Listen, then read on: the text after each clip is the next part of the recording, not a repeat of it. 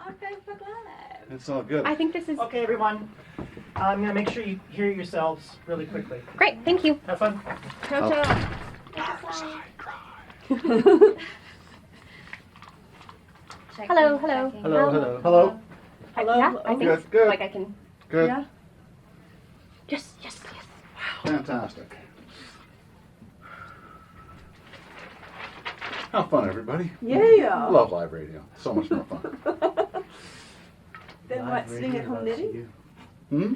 Then sitting at home knitting? Then doing taped radio, I guess. I don't know. Or sitting at home doing nothing. I'm sneezing.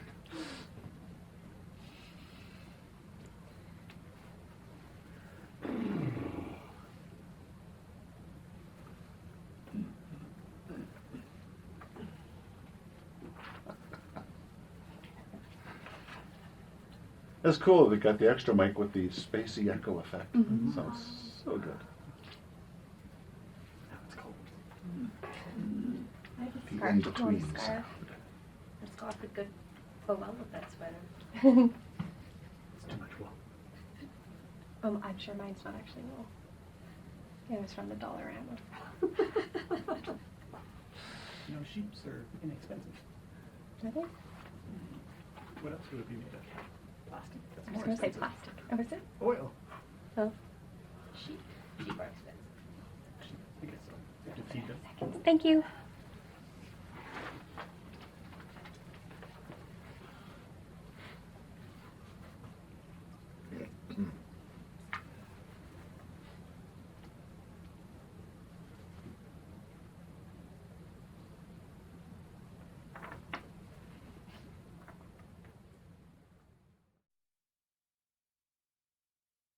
The following program contains language and scenes of violence which may be disturbing to some listeners. Listener discretion is advised. Live from CJSW Studio One in Calgary. You're traveling through a neighborhood that appears like any other, with its rows of boxy, colorful houses and freshly cut lawns. A neighborhood where nothing much happens. And then you turn down one street where anything may happen. From the macabre to the otherworldly, there's a sign appearing in your headlights. The sign that reads,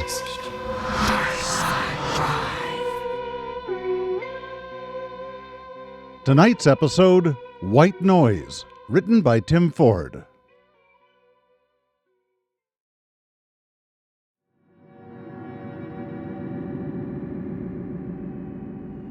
If there are two constancies in the human experience, they are life and death. For some, we seek solace in journeys of self-discovery or travel. Others take comfort in their professional lives.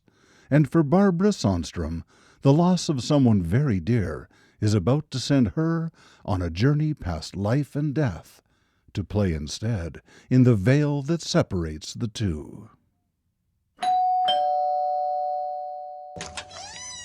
Hello, Meredith. Hello, Barbara. It's good to see you again. Let me help you with your bags. Oh, you don't have to. I've left the master bedroom just the way it was.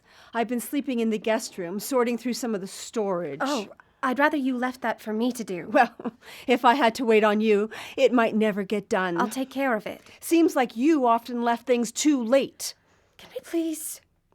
I've had a long, hard day as it is. I just meant that... Jesus, Meredith, I just need us to not circle each other and growl right now.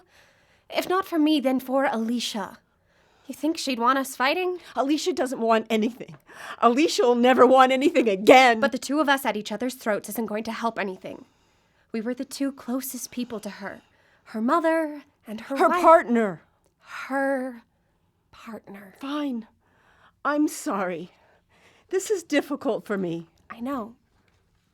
Thank you for looking after our house while I was away. You're welcome.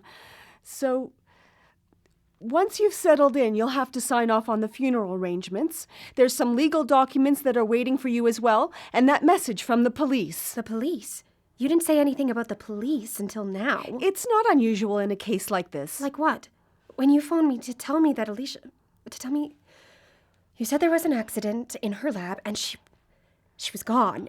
If it was an accident, why are the police involved? We can talk about it in the morning. You said it yourself. You're tired. No, we're talking about it now because there's no way I'm going to sleep when I know the police are involved in the death of my wife. Partner! God damn it, Meredith. Why didn't you tell me about the police sooner? They've already ruled it was an accident, or misadventure, I think they call it. Then why do they need to talk to me? They just need to keep you informed. Meredith. They didn't find her body, all right?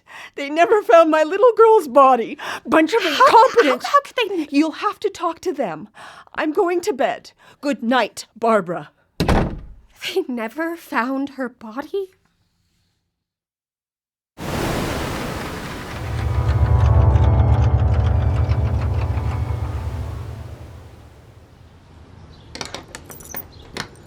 Damn it.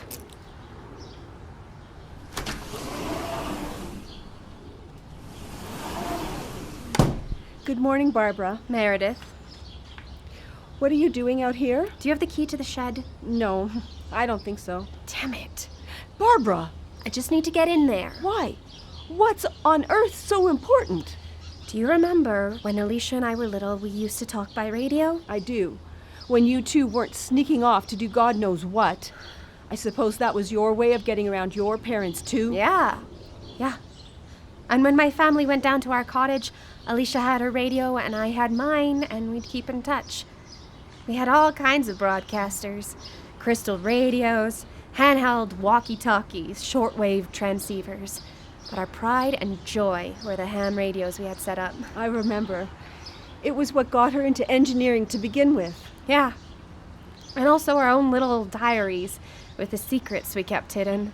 The biggest secrets of all, including our relationship. And after she moved out, she brought her radio with her, and we kept it going when I was on short hauls. And we put the logbooks in the shed, too. Did you know about the logbooks? We kept all our conversations written down, so we could look back on the thoughts we shared. The love. It was love, Meredith. And yeah, it sucks that we had to keep it locked up. So do you know where the goddamn key to the shed is, or do I have to break the door open? Because right now I need something. Anything. To remind me that no matter how far apart we were, we loved each other. Because I was gone. I was gone and I wasn't here. Let me check the front closet. There were a bunch of keys kicking around there. Thank you. For Pete's sake, Alicia.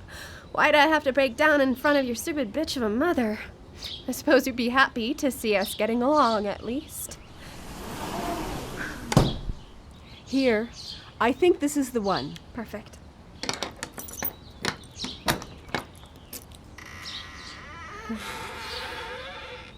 Look at this place. It's all still here from the look of it. You have power to running to all this? What a waste. It was never a waste to us. Well, I'll leave it to you then. Wonder if anyone's out there right now. Who am I kidding? Everyone's on Skype these days.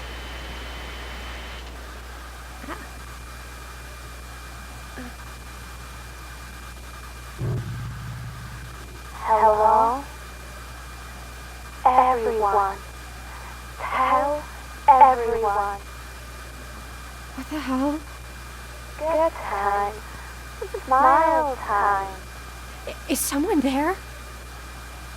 My beautiful Babs. Alicia? Everything looks different here. No, what did you call me? Come back, Babs Hill. No, you can't know that. Nobody can know that. Who are you? Who are you? Hello?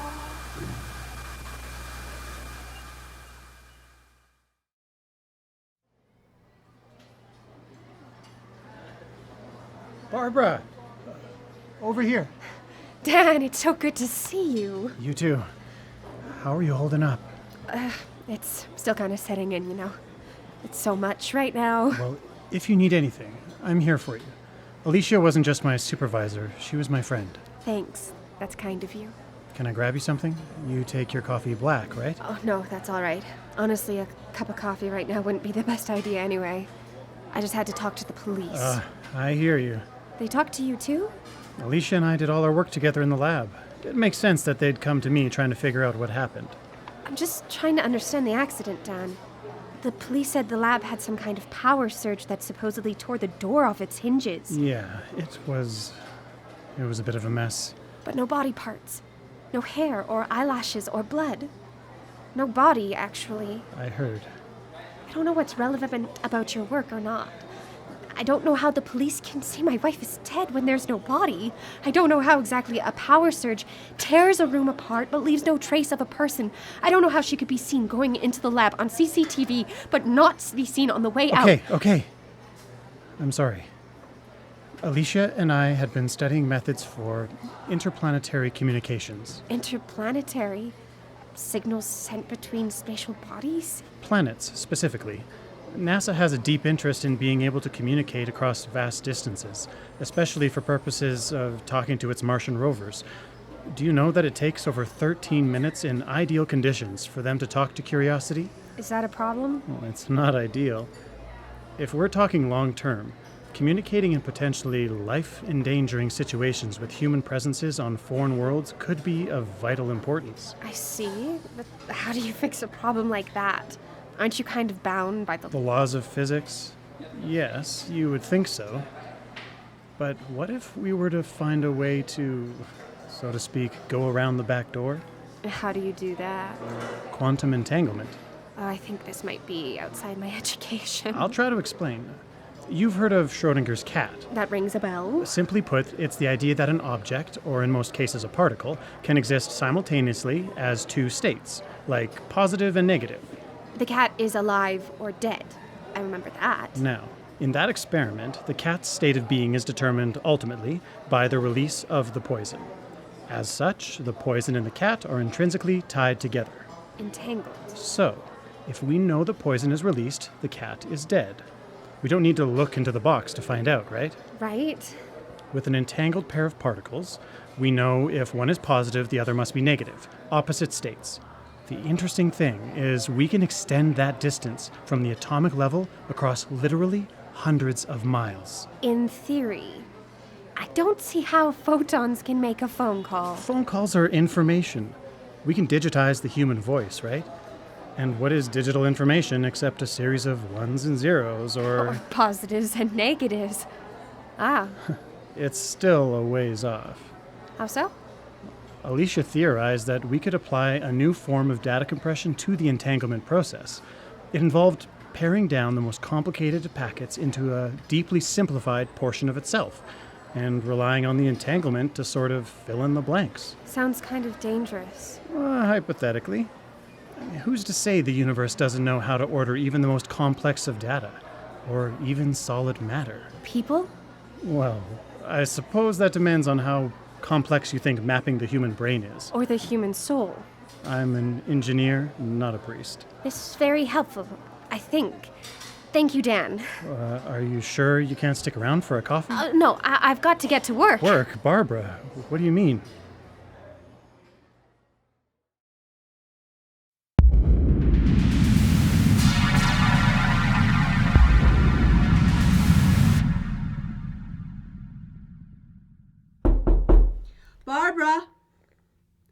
Barbara, are you in there? I'm a bit busy right now, Meredith. I made breakfast for you. Peace offering. Thanks. Looks good. Looks like you've been busy. Oh, yeah, I had to clean it up a bit. It looks like you've added some things, though. A few key components. What for? I'm sorry, did you need something? No, Barbara, when are we going to arrange the funeral? Funeral? Yes, Alicia's funeral. Are you feeling all right? I'm fine. I just have to take care of this first. What could be more important than saying goodbye? What am I saying goodbye to? What? I mean, you said it yourself. There's no body to bury. Barbara! I just don't see the point in holding a huge ceremony to put an empty box in the ground. How can you talk like this? Alicia was... She is. Okay?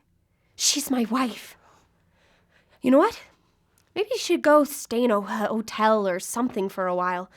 Or better yet, just go home. What's gotten into you? Thanks for the breakfast, Meredith. I've got things to do. Fine. Okay. Okay, where are you?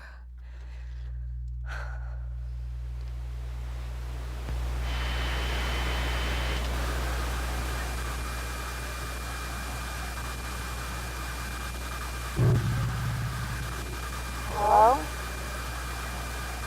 Hello? I'm here. Alicia, it's me. It's Barbara, Babs. Babtail. Are we going camping soon?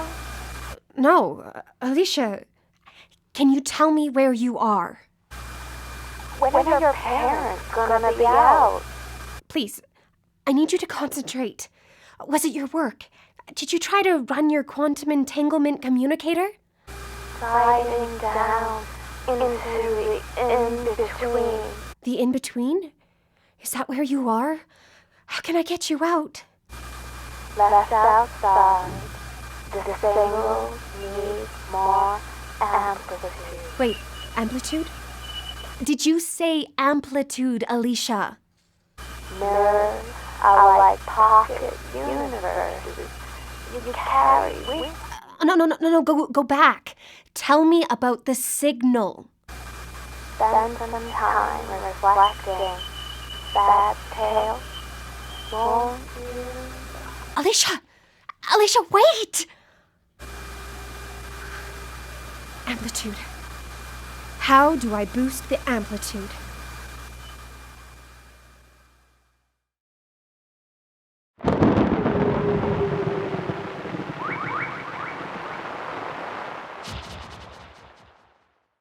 Twice in as many weeks. And this time we're at your place.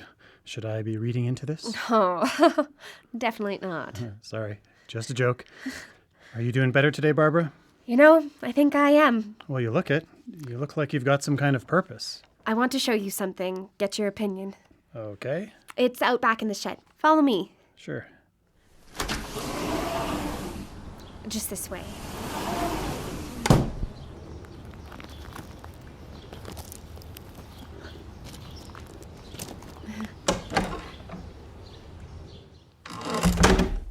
Whoa. What is all this for? It's just a hobby? Just a hobby. Barbara, you didn't bring me here for a hobby. No. It's all right. You can tell me. I need you to keep an open mind, all right? I'll try. We know that Alicia was working on sending a signal across space. Yes. And according to your theories, shouldn't it be possible to transmit matter too? Well, that's a long ways off yet. So you've thought about it. Well, on paper. The calculations that would have to be made in a matter of seconds in order to make sure the subject arrives at the other end intact. So there could be issues. Absolutely. If even a minuscule part of the data was lost, you'd risk the whole system coming apart. And what about in the case of a person? What? Like some kind of freaky Star Trek transporter accident?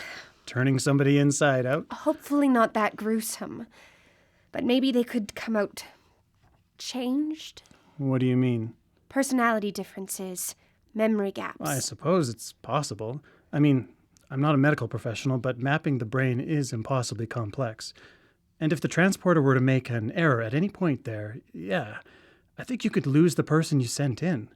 At least part of their sense of self. Or even their soul. I suppose, if you believe in that kind of thing. Barbara, what's going on? Dan, what if Alicia isn't gone? Excuse me? Think about it. Think about her experiments. What if she somehow got caught in the transmission? You're not making any sense. Alicia's still here. You're losing me. Sometimes things come through on radios that nobody can explain. Like what? A strange bloop is recorded by an underwater listening station belonging to the National Oceanic Atmospheric Administration. Bloop? Like what, a cannonball? March 1999. Another NOAA sound, like a hatch opening. Did they watch Lost? Then there's the hum. That one's been recorded over the course of no less than 50 years in several different countries. Only certain people hear it, but they all describe it the same. Barbara? It might be easiest if I just show you. This'll just take a second. Stay right there. Barbara. Shh. Listen. Just listen. What am I supposed to hear? Listen. Hello, everyone. Tell everyone. Time. What the hell? You can answer her. Here, through this microphone. I don't get that away from me. What is this? Good time. Smile Stop time. it. Stop it right now. Dan, it's all right. Get that mic away from me. Please. No, this is sick. You're sick. I don't want any part of this. I know you're scared, but it's her. You heard her. You can't deny that. I need your help to bring her back, Dan. We can do it if we figure out a way to reverse the transmission. Bring her out from in between. I'm not listening to this. I'm leaving. You told me to call you if I need anything. I need this. Alicia's there, Dan. I can't. She called me Bab's Tail, Dan. The voice? What does that have to do with... Nobody knows. Dan, nobody knows she called me that. Not her mom, not my parents. Nobody. It can't be. Please. I need your help. No. So, it's just you and me then.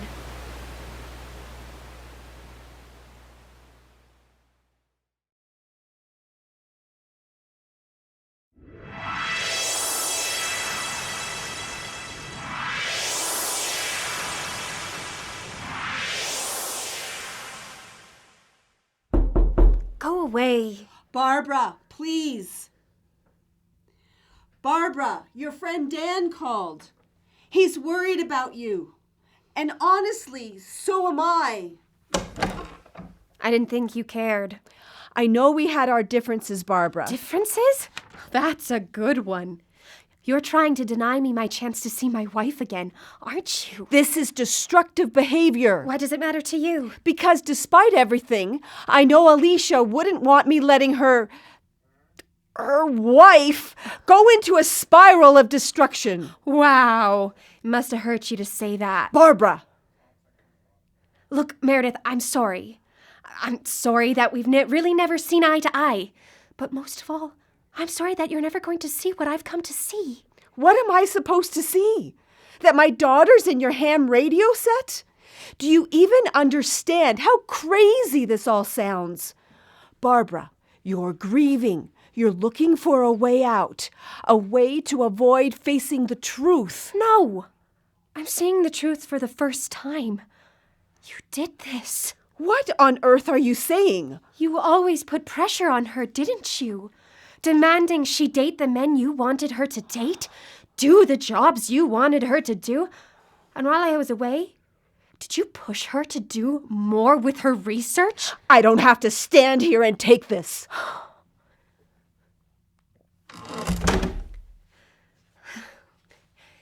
Amplitude. More energy? I can get more energy. Tell me what you need, Alicia.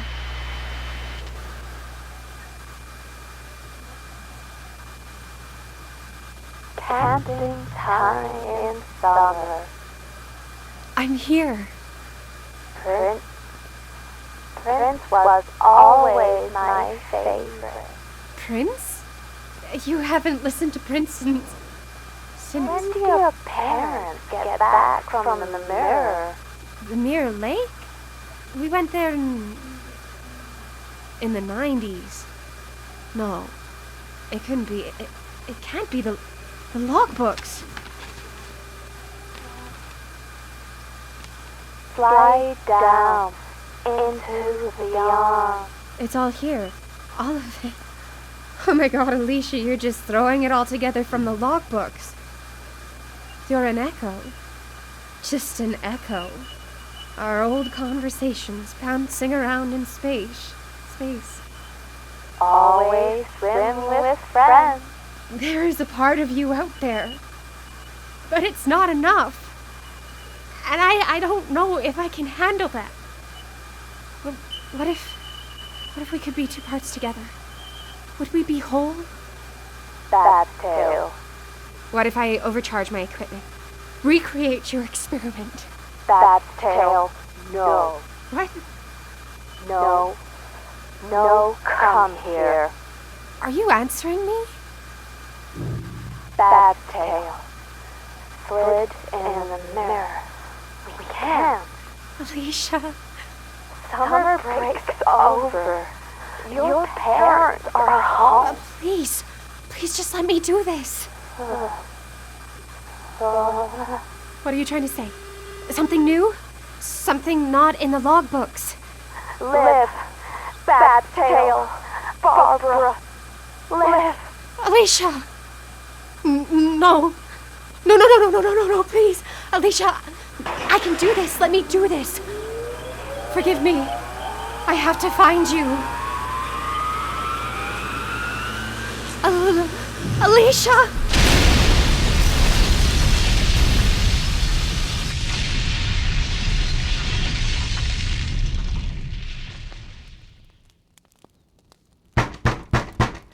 Barbara! Barbara, are you in there? It's all gone quiet. There were these horrible sounds. Barbara, we're coming in. If you can hear me, stand back from the door. Jesus. What is it? What happened? Oh my God! Look at all this charring. She overloaded the breakers. Well, where is she then? Did she turn it all on and just walk away? The door was locked from the inside. She couldn't live through that, right? Everything's burnt. I don't know. I don't think so. Then where is her body? We have to call the police. No. Dan! I'll handle it. You go back inside. I think you could use a drink, hey? Yes.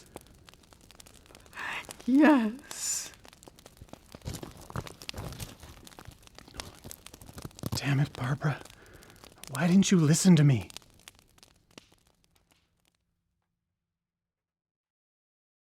Hello?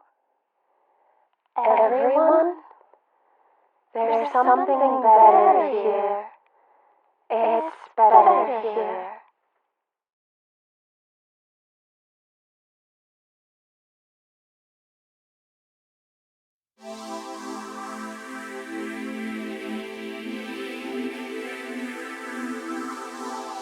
No one knows for certain what lies beyond, or what the limits are of existence. But these are places we cannot explore until our own time comes.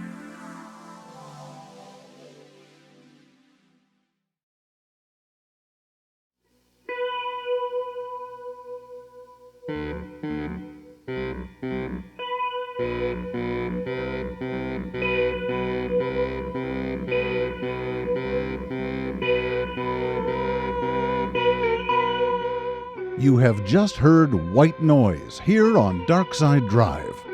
Barbara was played by Lara Schmitz, Meredith by Thia Sterling, Dan by Matt McKinney, Alicia by Christi Dos Santos, musical scoring by Sean Sinclair.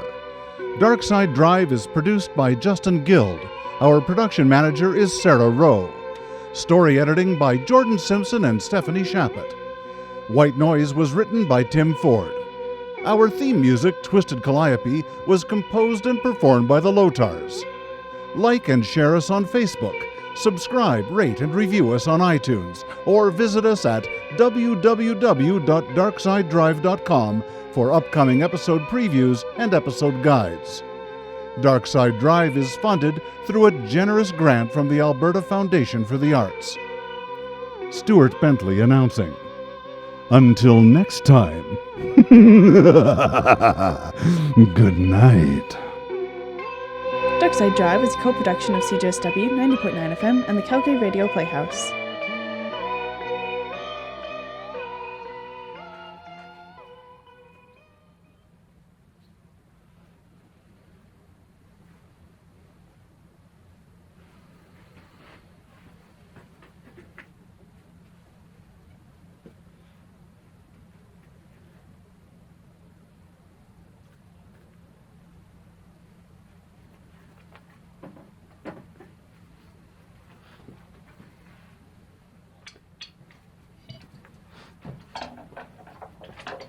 Okay, we're off the air. Lovely. Great, we did it. Yay!